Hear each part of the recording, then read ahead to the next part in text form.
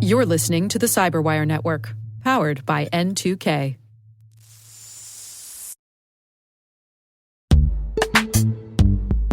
Most environments trust far more than they should, and attackers know it. ThreatLocker solves that by enforcing default deny at the point of execution. With ThreatLocker Allow listing, you stop unknown executables cold. With ring fencing, you control how trusted applications behave. And with ThreatLocker DAC, Defense Against Configurations, you get real assurance that your environment is free of misconfigurations and clear visibility into whether you meet compliance standards. ThreatLocker is the simplest way to enforce zero-trust principles without the operational pain. It's powerful protection that gives CISOs real visibility, real control, and real peace of mind. ThreatLocker makes zero-trust attainable, even for small security teams. See why thousands of organizations choose ThreatLocker to minimize alert fatigue, stop ransomware at the source, and regain control over their environments. Schedule your demo at threatlocker.com/N2K today.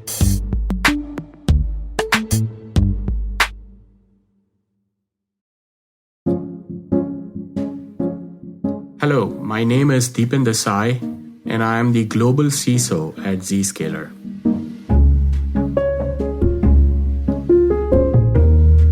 So, growing up, I come from a family full of doctors. They're all in the field of medicine. So that was an area that intrigued me, but at the same time, I was very fascinated by computers and, developing newer programs, software development. That was the area of interest for me when I was growing up.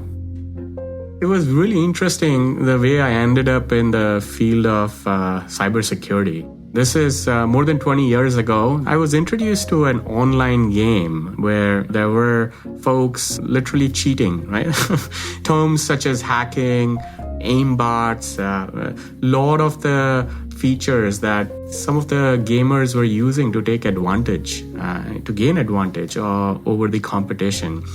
And more than the game, the part that really intrigued me was how those cheating applications were working. What were they doing in the back end, right? So that's when I got exposed to Microsoft Windows APIs, things like DLL injection. How was the behavior of a legitimate process being modified to gain advantage, right? And so that was my first exposure in that area. And then, as I started getting more deeper into the field of software security, OS security, it's a thing that continues to evolve, and there is never a dull day in the field of security, as most cybersecurity experts would agree.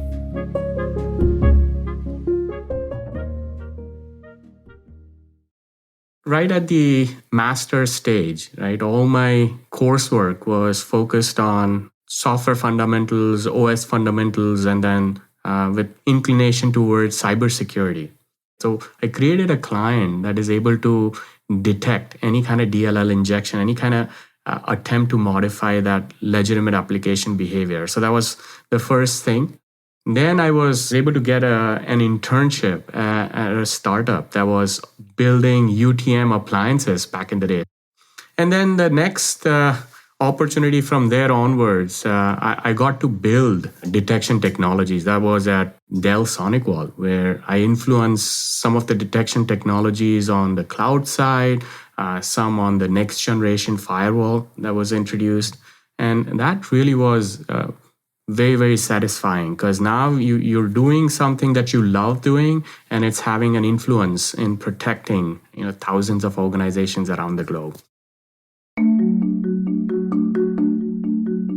The most recent stint, and this is 8 years old, 2014 is when I joined Zscaler. And the concept was very, very disruptive. It was already a 5-year.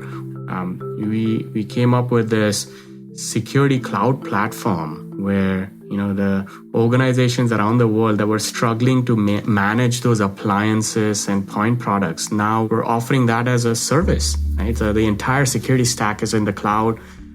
And that provided me and my team ability to perform some of the next generation detection technology changes. honestly, it's a disruption in the field of cybersecurity where we're able to scale, where we are able to protect organizations globally.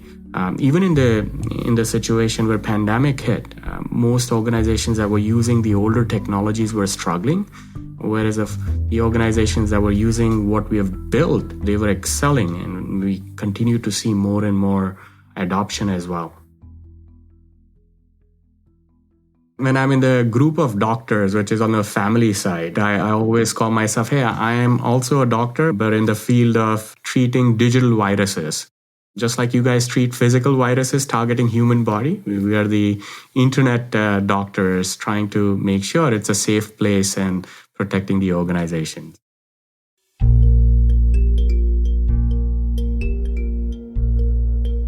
There are two important components when you're trying to groom a new, security expert. So number one is you need to provide time to train and research, especially in the field of security research. The way you need to structure their daily routine is 70% of their time may go towards what is needed for the business, whether it's tracking certain malware family, tracking certain exploits, or developing those detections. 30 to 35%, at least, that's the minimum. You need to provide time to those folks to develop their skills, do research, right? Learn about newer techniques, and continue to improve their ability to analyze those new evolving threats. So that's how I always have made sure my team was built and structured in a way that they are enabled to do that research activity. And then that in a way also helps them contribute towards that 60 to 70% of the goal where they're trying to protect the customers.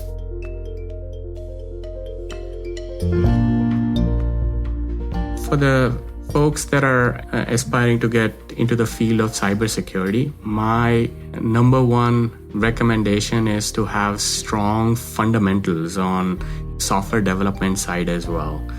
Understanding the technologies, whether it's operating system fundamentals or some of the programming languages, those are some of the things that really helped me as I plunged into this completely different field. Because unless you know the fundamentals, you will struggle as you try to learn about how the threat actors are trying to abuse the existing technology.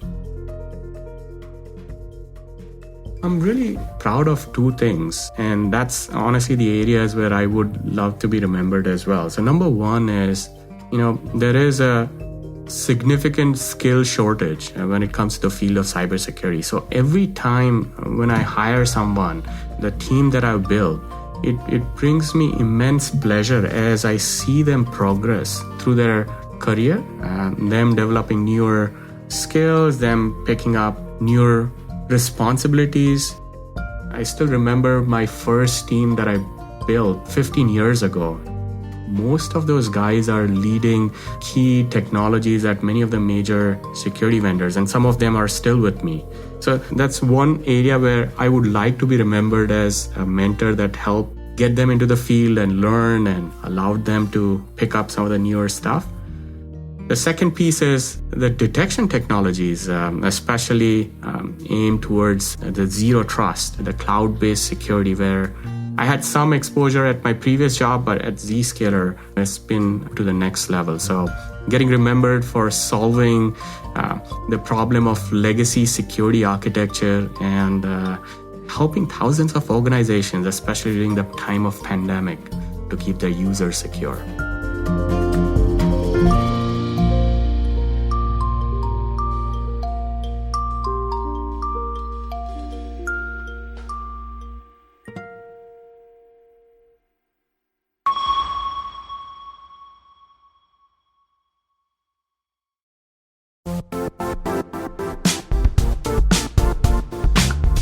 If you only attend one cybersecurity conference this year, make it RSAC 2026.